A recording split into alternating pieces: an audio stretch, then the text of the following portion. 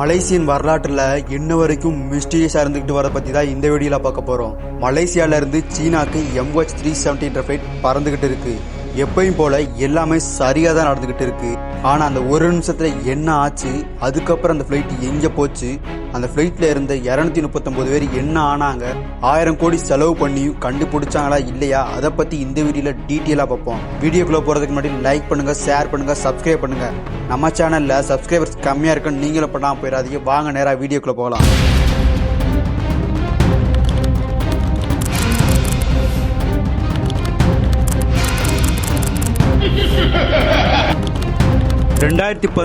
March மாசம் 8ஆம் தேதி மலேசியா கோலாலம்பூர்ல இருந்து சீனால இருக்க பீஜிங்க்கு போறதுக்காக MH370 ஃபிளைட் ரெடியா இருக்கு. அந்த ஃபிளைட்ல 227 பேசஞ்சர்ஸ், 10 க்ரூ மெம்பர்ஸோட சேர்த்து captain Zaharie Ahmad Shah, co pilot Fariq அப்துலோட மொத்தம் 239 பேர் இருக்காங்க. MH370 மலேசியா கோலாலம்பூர்ல இருந்து சீனால இருக்க பீஜிங் போறதுக்கு 5 மணி நேரம் 30 நிமிடம் ஆகும். சரியா 12:45 மணிக்கு MH370 பறக்க ஆரம்பிக்குது. MH370 பறந்த 1 மணி நேரத்துல மலேசிய எல்லையை தாண்டி வியட்நாம் கடலோர எல்லைக்குள்ள நுழைய ஆரம்பிக்க போகுது. அப்பதான் மலேசியன் ஏர் டிராபிக் கண்ட்ரோல்ட்ட இருந்து இந்த இன்ஸ்ட்ரக்ஷன் வருது. ஏர் டிராபிக் கண்ட்ரோல் அப்படின்னா என்னன்னா, பிளைட் டேக் ஆஃப் ஆனதுல இருந்து லேண்ட் ஆகிற வரைக்கும் எவ்வளவு ஹைட்ல பறக்கணும், எந்த ரூட்ல போகணும், எப்ப லேண்ட் ஆகணும் இன்ஸ்ட்ரக்ஷன் கொடுத்துக்கிட்டே இருப்பாங்க. அதை கேட்டுதான் பைலட்டும் பிளைட்டை ஓட்டணும். ஏர் டிராபிக் கண்ட்ரோல் சொல்ற இன்ஸ்ட்ரக்ஷன் படி பிளைட் கரெக்டா போகுதா இல்லையான்னு ரேடார் மூலம் செக் பண்ணிக்கிட்டே இருப்பாங்க. இதை எப்பயுமே ஒரே ஏர் டிராபிக் கண்ட்ரோல் இன்ஸ்ட்ரக்ஷன் கொடுத்துக்கிட்டே இருக்க மாட்டாங்க. பிளைட் ஒவ்வொரு நாட்டு எல்லைக்குள்ள நுழையும் போதும் அந்த நாட்டு ஏர் டிராபிக் கண்ட்ரோல் தான் இன்ஸ்ட்ரக்ஷன் கொடுக்கணும். உதாரணத்துக்கு MH370 ஃபிளைட் மலேசியால இருந்து வியட்நாம் வழியா பீஜிங்க்கு போகுது. மலேசிய எல்லையை தாண்டி வியட்நாம் எல்லைக்கு நுழையும் போது வியட்நாம் ஏர் டிராபிக் கண்ட்ரோல் தான் இன்ஸ்ட்ரக்ஷன் கொடுக்கணும். வியட்நாம் எல்லையை தாண்டி சீனா எல்லைக்கு நுழையும் போது சீனால இருக்க ஏர் டிராபிக் கண்ட்ரோல் தான் இன்ஸ்ட்ரக்ஷன் கொடுக்கணும். இந்த இன்ஸ்ட்ரக்ஷனுக்கு என்ன அர்த்தம்னா, இன்னும் ஒரு நிமிஷத்துல மலேசிய எல்லையை தாண்டி வியட்நாம் எல்லைக்குள்ள நுழைய போறீங்க. இனிமே நீங்க வியட்நாம் ஏர் டிராபிக் கண்ட்ரோல்ல கம்யூனிகேட் பண்ணுங்க, குட் நைட்டும் சொல்றாரு. அதுக்கு கேப்டனும் குட் நைட்டும் சொல்றாரு. அந்த பிளைட்ல இருந்த 239 பேருக்கும் இதுதான் கடைசி குட் நைட் ஆயிருக்கும்னு யாருக்கும் தெரியாது. மலேசியன் ஏர் டிராபிக் கண்ட்ரோல் சொன்னபடி பார்த்தா கரெக்டா ஒரு நிமிஷத்துல வியட்நாம் ஏர் டிராபிக் கண்ட்ரோல பைலட் கம்யூனிகேட் பண்ணிருக்கணும்.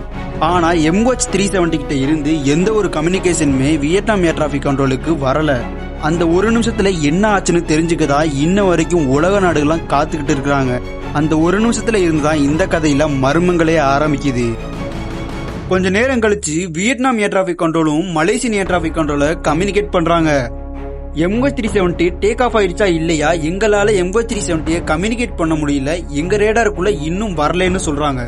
அதுக்கு இல்லையே 12:45 மணிக்கு MH370 டேக் ஆஃப் ஆயிருச்சுன்னு சொல்றாங்க. உடனே மலேசியன் ஏர் டிராபிக் கண்ட்ரோல்ல செக் பண்ணி பாக்குறாங்க. பிளைட் இருந்ததுக்கான எந்த ஒரு அறிகுறியுமே இல்ல. 6:30 மணி ஆகுது, பீஜிங்ல இன்னும் பிளைட் லேண்ட் ஆகவே இல்ல. பீஜிங் ஏர்போர்ட்ல MH370 டிலேன்னு அறிவிக்கவும் படுது.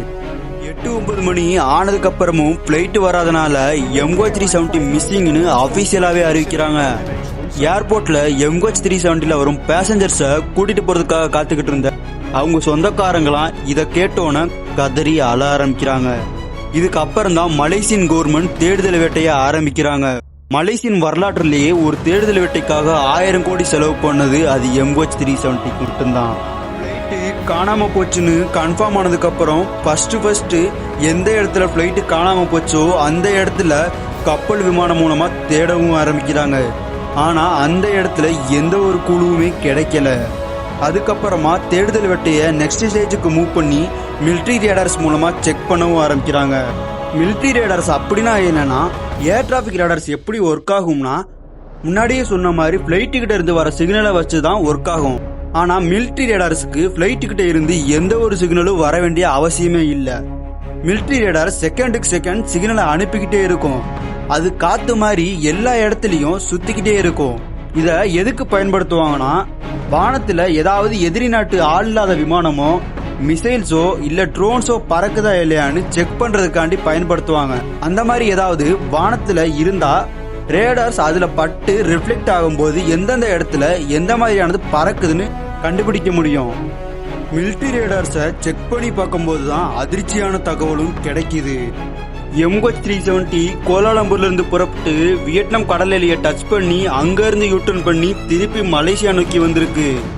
மலேசியால இருக்கிற பெனக் ஐலாந்து வழியா இந்தியாவில் இருக்கிற அந்தமான் கடலை நோக்கி போயிருக்கு. அதுக்கப்புறம் MH370 எங்க போச்சுன்னு தெரியல. ஏன்னா மலேசியன் மிலிட்டரி ரேடார்ஸ் அதோட கட் ஆயிருச்சு. ஏன் சம்பந்தமே இல்லாம எங்கெங்கேயோ சுத்தி அந்தமான நோக்கி போச்சுன்னு யாருக்குமே புரியாத கேள்வியாவே இருந்துச்சு. சரி, கிடைச்ச தகவல் படி MH370 போன பாதையை வச்சு 4 இடமா பிரிச்சு தேடவும் ஆரம்பிக்கிறாங்க. ஆனா துரதிர்ஷ்டவசமா இந்த இடத்துலயும் அவங்களுக்கு எந்த ஒரு குழுவும் கிடைக்கல. அதனால தேடுதல் பணியை அடுத்த கட்டத்துக்கு மூவ் பண்ணி சேட்டலைட் கம்யூனிகேஷன் மூலமா தேடவும் ஆரம்பிக்கிறாங்க. சேட்டலைட் கம்யூனிகேஷன் அப்படின்னா என்னன்னா, பிளைட்டை ரேடார் மூலமா கம்யூனிகேட் பண்ண முடியலன்னா சேட்டலைட் மூலமா கம்யூனிகேட் பண்ணுவாங்க. MH370 ரேடார் மூலமா கம்யூனிகேட் பண்ண முடியாதனால சேட்டலைட் மூலமா கம்யூனிகேட் பண்ண ட்ரை பண்ணிருக்காங்க. ஆனா MH370க்கு ரிசீவ் ஆகுது. ஆனா பைலட் கிட்ட இருந்து எந்த ஒரு ரிப்ளையுமே வரல. இந்த மாதிரி 6 முறையும் கம்யூனிகேட் பண்ண ட்ரை பண்ணிருக்காங்க. MH370க்கு ரிசீவ் ஆகுது. ஆனா எந்த ஒரு ரிப்ளையுமே வரமாட்டேங்குது. 7வது முறையும் கம்யூனிகேட் பண்ண ட்ரை பண்றாங்க. ஆனா இந்த தடவை MH370க்கு ரிசீவே ஆகல. அதாவது பிளைட் ஃபியூல் இல்லாம கிராஷ் ஆகி எங்கேயோ கடல்ல விழுந்துருச்சு. MH370 7 முறையும் கம்யூனிகேட் பண்ணதை வச்சு பிளைட் போன ரூட்டை அப்ராக்சிமேட்டா கண்டுபிடிக்கிறாங்க. அந்தமான்ல இருந்து இந்திய பெருங்கடல் வழியா ஆஸ்திரேலியாவை நோக்கி போயிருக்கு. 7வது முறையா கம்யூனிகேட் பண்ணதை வச்சு பிளைட் இந்த இடத்துல தான் விழுந்திருக்கலாம்னு ஒரு இடத்த சூஸ் பண்றாங்க. அந்த இடம் கிட்டத்தட்ட 45 லட்சம் சதுர கிலோமீட்டர் அளவு இருக்கு. புரியுற மாதிரி சொல்லணும்னா தென்னிந்தியாவில் எங்கேயோ ஒளிஞ்சிருக்கிற ஒரு நாய்க்குட்டியை தேடுறதுக்கு சமம். இந்த ப்ராஜெக்ட ஆஸ்திரேலியன் கவர்மெண்ட் கிட்ட ஒப்படைக்கிறாங்க. ஆஸ்திரேலியாவில இருந்து அந்த இடத்துக்கு போகணும்னா கிட்டத்தட்ட 6 நாள் ஆகும். இது ஆஸ்திரேலியன் கவர்மெண்ட்டுக்கு மிகப்பெரிய சவாலாவே இருந்துச்சு. ஆஸ்திரேலியன் கவர்மெண்ட்டும் கடல் முழுக்க 45 லட்சம் சதுர கிலோமீட்டர் தேடவும் ஆரம்பிக்கிறாங்க. ஆனா அவங்களுக்கு எந்த ஒரு குழுவும் கிடைக்கல. அதுக்கப்புறம் கடலுக்குள்ள இருக்கிற ஹைட்ரோபோன் மூலமா தேடவும் ஆரம்பிக்கிறாங்க. ஹைட்ரோபோன் அப்படின்னா என்னன்னா, கடலுக்குள்ள ஏதாவது நீர்மூழ்கி கப்பலோ இல்ல மிசைலோ அன்வான்டா ஏதாவது நடக்குதா இல்லையான்னு சவுண்டு மூலமா ட்ராக் பண்ணுவாங்க. அப்படி ஹைட்ரோபோனை செக் பண்ணி பார்த்ததுல 2 முறையும் சவுண்டு கேட்டிருக்கு. அந்த சவுண்டை செக் பண்ணி பார்த்ததுல அது பிளைட் விழுந்ததுக்கான சத்தம் இல்ல, கடலுக்குள்ள எங்கேயோ நிலநடுக்கம் வந்த சத்தம். இப்படி தொட்டதெல்லாம் தோல்வியில முடிஞ்சனால அட்லீஸ்ட் பிளைட்டோட பிளாக் பாக்ஸாச்சும் கண்டுபிடிக்கலாம்னு ஆஸ்திரேலியன் கவர்மெண்ட் தேடவும் ஆரம்பிக்கிறாங்க. ஆனா இந்த தடவையும் அவங்களுக்கு தோல்வியில தான் முடிஞ்சு. தேடுதல் பணி நடந்துகிட்டு இருக்க நடுவுல தான் சம்பந்தமே இல்லாம எங்கேயோ இருக்கிற ஆப்பிரிக்கா கண்டம் மடகாஸ்கர்ல ஒரு குட்டி தீவுல அங்க உள்ள மக்கள் கடற்கரையை கிளீன் பண்ணிக்கிட்டு இருக்கும்போது ஒரு பிளைட்டோட பார்ட்ஸ் ஒன்று கிடைக்குது. இது என்னன்னா, பிளைட்டோட ரெக்கைக்கு பின்னாடி இருக்கிற ஒரு பார்ட்ஸ் தான். இந்த பார்ட்ஸோட சீரியல் நம்பரும் MH370 சீரியல் நம்பரும் ஒரே தான் இருந்துச்சு. சோ இது MH370 பார்ட்ஸ்னு கன்ஃபார்ம் பண்ணப்படுது. எப்படி சம்பந்தமே இல்லாம ஆஸ்திரேலியால விழுந்த பிளைட்டோட பார்ட்ஸ்லாம் ஆப்பிரிக்கா கண்டத்துக்கு போச்சுன்னா கடல் அலை மூலமா அடிச்சுட்டு போயிருக்கலாம்னு சொல்றாங்க. கடற்கரையில பிளைட்டோட பார்ட்ஸ் கிடைச்சனால ஆப்பிரிக்கா கண்டத்துல இருக்கிற கடற்கரையும் கடல் மட்டம் முழுக்க தேட ஆரம்பிக்கிறாங்க. அப்படி தேடினதுல கிட்டத்தட்ட 31 பிளைட் பார்ட்ஸ் கிடைக்குது. அதுல 3 MH3 பார்ட்ஸ்னு உறுதியும் செய்யப்படுது. ஆனா இதை தவிர வேற எதுவுமே அந்த சைடு கிடைக்கல. இப்படி எல்லாமே தோல்வியில முடிஞ்சனால எங்களால MH370 தேட முடியலன்னு ஆஸ்திரேலிய கவர்மெண்ட் ப்ராஜெக்டை விட்டு வெளியேறாங்க. இது மலேசியன் கவர்மெண்ட்டுக்கு மிகப்பெரிய தோல்வியா இருந்துச்சு.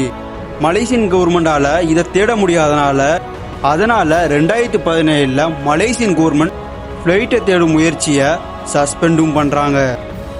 அதுக்கப்புறம் அமெரிக்கால உள்ள ocean infinity company Malaysian government கிட்ட பிளைட்டை நாங்க கண்டுபிடிச்சு தரோம், பிளைட்டை கண்டுபிடிச்சு தந்தா எங்களுக்கு அதுக்குண்டான செலவு மட்டும் கொடுங்க, கண்டுபிடிக்கலன்னா ₹1 கூட வேணாம்னு அப்ரோச்சும் பண்றாங்க. அதுக்கு மலேசியன் கவர்மெண்ட் இந்த டீலை ஓகேவும் சொல்றாங்க. ரொம்ப அட்வான்ஸான டெக்னாலஜியை வச்சு ஓசன் இன்ஃபினிட்டி கடல் முழுக்க தேடவும் ஆரம்பிக்கிறாங்க. ஆனா எந்த மாதிரியான அட்வான்ஸ் டெக்னாலஜியை வச்சு தேடினாலும் MH370 இருந்ததுக்கான ஒரு குழு கூட கிடைக்கல. MH370 கண்டுபிடிக்கிறதுக்காக மலேசியன் கவர்மெண்ட் கிட்டத்தட்ட 1000 கோடிக்கு மேல செலவும் பண்றாங்க. ஆனா எந்த குழுவும் கிடைக்கவும் இல்லை. பிளைட்டை தேடிக்கிட்டு இருந்த அதே நேரத்துல தான் மக்கள் எல்லாருக்கிட்டையும் கோலாலம்பூர்ல இருந்து பீஜிங்க்கு புறப்பட்ட பிளைட்டு வியட்நாம் எல்லையை டச் பண்ணிட்டு மலேசியாவுக்கு திரும்பி வந்து அங்க இருந்து இந்திய பெருங்கடல் வழியா ஆஸ்திரேலியாவுக்கு ஏன் போகணும்னு இப்படி குழப்பமான கேள்வி மக்கள் கிட்ட இருந்துகிட்டே இருந்துச்சு. அதனால மக்கள் எல்லாரும் பிளைட்டை தான் அவங்களால கண்டுபிடிக்க முடியல. அட்லீஸ்ட் பிளைட் கிராஷ் ஆனதுக்கு யாரு காரணமாச்சும் கண்டுபிடிச்சு சொல்லுங்கன்னு கோரிக்கையும் வைக்கிறாங்க. அதுக்கு மலேசியன் கவர்மெண்ட்டும் பிளைட் கிராஷ் ஆனதுக்கு யாரு காரணம்னு இன்வெஸ்டிகேஷனும் பண்ண ஆரம்பிக்கிறாங்க. அதுல பல தியரிகளும் சொல்லப்படுது. பிளைட்டை கேப்டன் சகாரி அகமது ஷா தான் கடத்திருக்கணுன்ற கோணத்துல இன்வெஸ்டிகேஷன் பண்ண ஆரம்பிக்கிறாங்க. அப்படி பண்ணதுல சில முக்கியமான குழுவும் கிடைக்குது. அவர் வீட்டை இன்வெஸ்டிகேஷன் பண்ணும்போது அவர் வீட்டுல இருந்த கம்ப்யூட்டரும் பிளைட் சிமுலேட்டரோட டேட்டா எல்லாமே கம்ப்ளீட்டா டெலீட் பண்ணப்பட்டிருந்துச்சு. அதனால பிளைட் சிமுலேட்டரோட டேட்டாவை திருப்பி ரெக்கவரும் பண்ணி பார்த்ததுல ஒரு குறிப்பிட்ட ஐலாந்துல சகாரி அகமது ஷா லேண்ட் பண்ற மாதிரி திருப்பி ட்ரைனிங் பண்ணிருக்காரு. இதை தாண்டி அன்னைக்கு மலேசியா எதிர்கட்சி தலைவராக இருந்தவரோட தீவிர ஆதரவாளராகவும் இருந்துகிட்டு வந்திருக்காரு. பிளைட் காணாம போறதுக்கு நாளுக்கு முன்னாடி எதிர்கட்சி தலைவரை கைதும் பண்ணிருக்காங்க. அதனால தன்னோட எதிர்ப்பை காட்டணுன்றனால பிளைட்டை எங்கேயோ கொண்டு போய் கிராஷ் பண்ணிருப்பாருன்ற கோணத்துல தீவிரமா சந்தேகம் விழ ஆரம்பிச்சிச்சு. ஆனா இதை தாண்டி அவர் மேல எந்த ஒரு பிளாக் மார்க்குமே இல்ல, நல்ல பைலட் தான் சொல்லப்படுறாங்க. பிளைட்டை யாராவது ஹைஜாக் பண்ணிருப்பாங்களோன்ற கோணத்துல இன்வெஸ்டிகேஷன் பண்றாங்க. அப்படி இன்வெஸ்டிகேஷன் பண்ணும்போது சந்தேகப்படுற மாதிரி 2 பேரு போலி பாஸ்போர்ட் மூலமா பயணிச்சிருக்காங்க. அவங்களோட பேக்ரவுண்ட செக் பண்ணி பார்த்ததுல அவங்க மேல எந்த ஒரு பிளாக் மார்க்குமே இல்ல. அவங்க எப்படியாவது மலேசியாவை விட்டு யூரோப்ல செட்டில் ஆகணுன்ற நோக்கத்துல போலி பாஸ்போர்ட் மூலமா பயணிச்சதாகவும் சொல்றாங்க.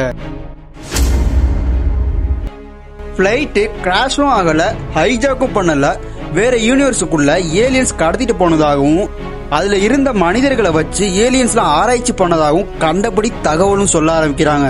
ஆனா இந்த மாதிரி நடக்கிறதுக்கு ஒரு துளி கூட சான்ஸும் இல்ல.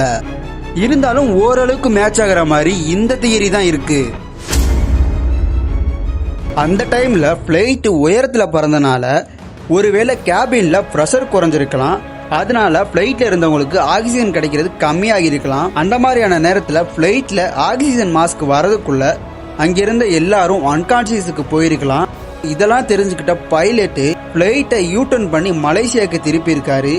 அதுக்கப்புறம் அவருமே அன்கான்சியஸுக்கு போனதுனால பிளைட்டு ஆட்டோ மூட் ஆன் ஆகி எங்கெங்கேயோ சுத்தி ஆஸ்திரேலியா கிட்ட ஃபீல் இல்லாம விழுந்ததாகவும் சொல்லப்படுது. இந்த தியரி தான் ஓரளவுக்கு மேட்ச் ஆகிற மாதிரி இருந்தாலுமே ஆனா இதுவுமே தியரியா தான் இருக்கு. நான் சொன்னதுலேயே MH370 காணாம போனதுக்கு எந்த தியரி கரெக்டா இருக்கும்னு கமெண்ட் பண்ணுங்க. MH370 காணாம போய் 10 வருஷத்துக்கு மேல ஆச்சு. ஆனா இன்னமுமே கண்டுபிடிக்க முடியல. இனிமேலும் கண்டுபிடிப்பாங்களான்னு கேட்டா அது யாருக்கும் தெரியாது. ஆனா இனிமேலும் கண்டுபிடிச்சாலும் MH370 எப்படி காணாம போச்சு, அதுக்கு காரணம் யாருன்னு தெரிய போறது இல்ல. கடைசி வரைக்கும் MH370 மிஸ்ட்ரியா தான் இருக்கும். இந்த வீடியோ உங்களுக்கு பிடிச்சிருந்தா லைக் பண்ணுங்க, கமெண்ட் பண்ணுங்க, ஷேர் பண்ணுங்க, சப்ஸ்கிரைப் பண்ணுங்க.